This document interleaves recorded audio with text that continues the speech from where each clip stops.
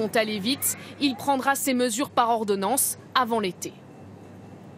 La nouvelle loi pour objectif de protéger les producteurs, une charte de bonne conduite a déjà été signée à la fin de l'année, mais elle ne semble pas vraiment être appliquée. Les négociations seraient même plus tendues que jamais. Camille Gutin et Hervé Pozzo. C'est un face-à-face que ces agriculteurs espèrent bien gagner. Tirer le prix vers les bas, ça c'est scandaleux. Opération coup de poing hier dans ce supermarché pour dénoncer les baisses de prix exigées par la grande distribution en pleine négociation commerciale. Producteurs, industriels, tous viennent d'entamer des négociations cruciales avec la grande distribution dans un contexte particulier. Lors des États généraux de l'alimentation, les grandes surfaces se sont engagées à de meilleures pratiques. Elles ont même signé une charte de bonne conduite. Alors la grande distribution tient-elle sa promesse? Nous avons enquêté dans le secret de ces négociations commerciales. Tout se joue en ce moment dans les centrales d'achat des enseignes.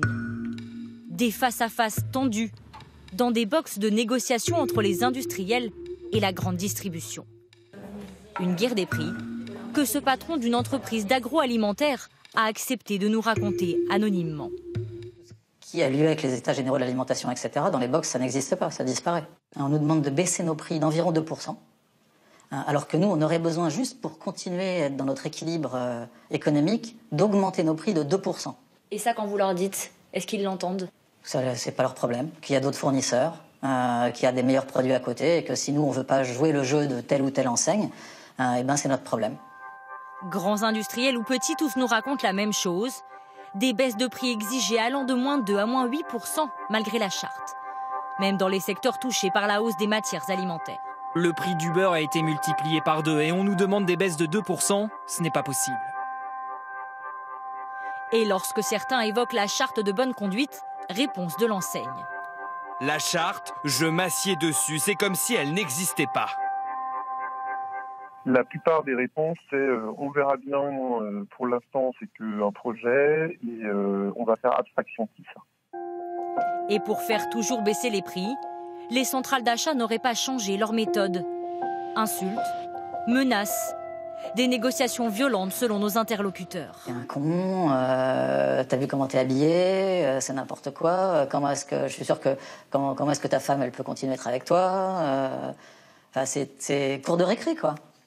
Mais fait par des adultes, et sachant que là-dedans, il y en a la partie adverse qui s'amuse, et d'autres qui sont là et qui ont 25% de leur chiffre d'affaires qui est en jeu. Si on n'allait pas dans les demandes de déflation faites, nous allions sortir de leur enseigne. Et pour vous, c'est pas possible? C'est inenvisageable de perdre 25% de notre business. Nous avons contacté à plusieurs reprises les centrales d'achat de la grande distribution. Aucune n'a accepté de nous répondre. Une situation qui ne doit plus se reproduire pour le ministre de l'Agriculture. Il l'assure, plus question pour la grande distribution de faire sa loi. Celui qui ne se comporte pas bien, eh bien, nous aurons la capacité, la possibilité de dire publiquement qu'il ne s'engage pas ou qu'il ne respecte pas ses engagements. Mais nous aurons, à travers la loi, un certain nombre de sanctions. Contrôle accru par la DGCCRF, des sanctions financières. En attendant, les négociations se poursuivent. Elles prendront fin le 1er mars.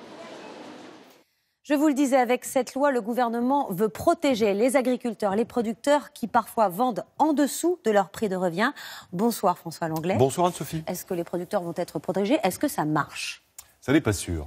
Parce que cette loi, quant à son mécanisme principal, ne s'attaque pas aux causes du mal agricole, mais à ses conséquences. En fait, la loi veut agir sur les prix, en fixant une sorte de plancher, dans l'espoir que les producteurs, les paysans, soient mieux rémunérés. On comprend la logique. Mais comment s'assurer que si nous, les consommateurs, payons plus cher nos produits, le producteur sera mieux rémunéré? Est-ce que la grande distribution ne va pas garder pour elle le surplus et faire gonfler ses marges? Et si même on l'obligeait à acheter à prix donné aux producteurs français, est-ce qu'elle ne va pas se tourner vers les producteurs européens qui vendraient à prix cassé et qui peuvent évidemment exporter librement dans toute la France? Et alors, qu'est-ce qu'il faudrait faire pour que ça marche? Le faible prix payé aux producteurs, c'est un symptôme. le symptôme d'un rapport de force défavorable vis-à-vis de la grande distribution. Et c'est bien sûr là-dessus qu'il faut agir. Alors comment? D'abord en incitant les producteurs à se regrouper pour qu'ils pèsent davantage, et ensuite en les incitant à se tourner vers des cultures plus évoluées, plus sophistiquées, comme le bio par exemple, mieux rémunérées. Il faut dire quand même que cette nouvelle loi sur ces 2 points propose des avancées. Là-dessus, on peut donc être un peu plus optimiste. Merci François.